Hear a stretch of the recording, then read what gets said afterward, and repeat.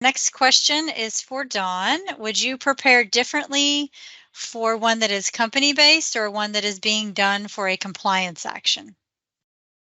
Fundamentally, no, but there are some nuances that kind of drive it as well. One is, what's the nature of the audit? Is it a pre-scheduled audit that is being either requested within the company, if you've got internal auditors, or through the company, say third-party auditors, versus a compliance inspection? The big difference being, if it is something that is prearranged, you've got time to prepare. If it's an inspection, a lot of times they'll show up at your door and say, hey, we're here, or we're going to be here tomorrow, something like that. And that doesn't give you a whole lot of time to prepare.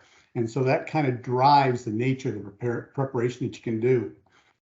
Another nuance is, what is the company trying to get out of the audit if it's a pre-prepared audit? I've seen people take different approaches. Anywhere from, well, we're essentially doing this, and we're treating it as practice as though it were OSHA or EPA coming in, and so we're going to act exactly the same way. Your preparation is going to be different than if the company has an attitude of, oh, all they're trying to do is find something to make me look bad. Unfortunately, some people have that attitude, and that tends to drive the way that you would prepare and coach people, or not coach, that's a lousy word to use, but tell people, or help people get ready for the audit. Another way I've seen people use these audits is, well, they're trying to come in and help me out, and that's usually a little bit more informal if you've got especially internal auditors, but one that's sponsored by the company, and a little bit looser perhaps, and friendlier, and so your preparation might be a little bit looser along those lines. It might be a little bit more open. Tell the auditors whatever they want to hear, as opposed to only tell them exactly what they ask for and nothing else, and don't offer anything else. Again, depending on the nature of how you're treating this. A fourth way I've seen companies treat this is a plant manager saying, hey, I've been trying to get some things done and I haven't been able to do it, and these auditors can probably help me do that.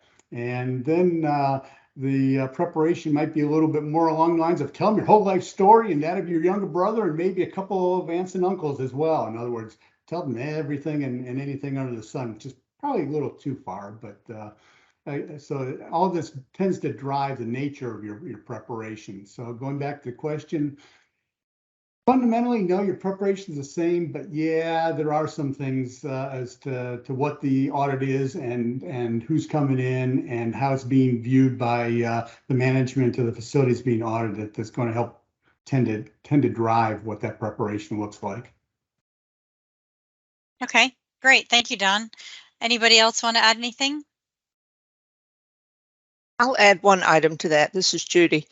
There is a flavor of RMP or PSM audit that is driven by consent decrees. These usually follow on a horrible incident at a site and are part of settlement arrangements with the EPA or RMP.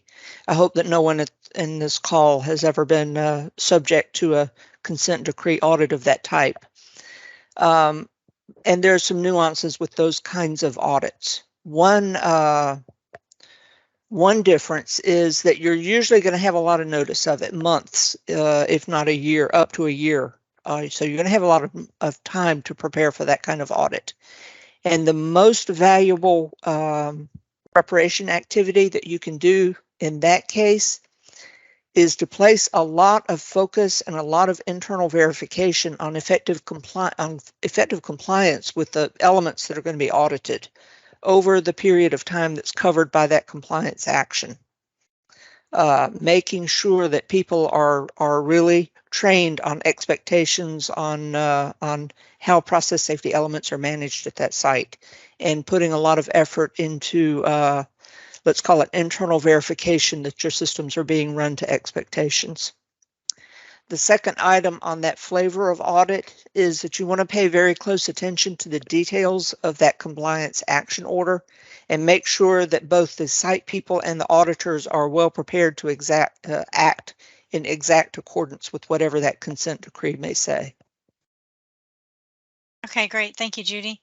We actually have a question that came in from the audience. The question says, for third-party auditors, does the operating company require a non-disclosure agreement?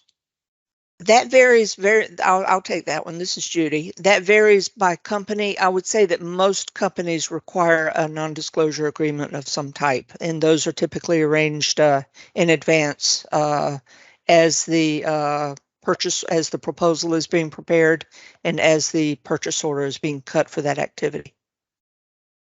Okay. Thank you.